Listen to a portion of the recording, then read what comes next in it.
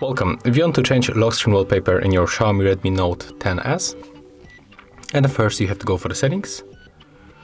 Right now we have to go right here for settings and find wallpaper. Accept all this permission that pops on the screen. And as you can see, we got a few options. So we can set up wallpaper from our local photos, but I don't have any photos, so the folder is empty.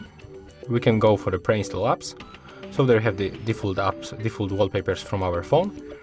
And also we can find the online wallpapers, as you can see. So we can download them from our Mi Store.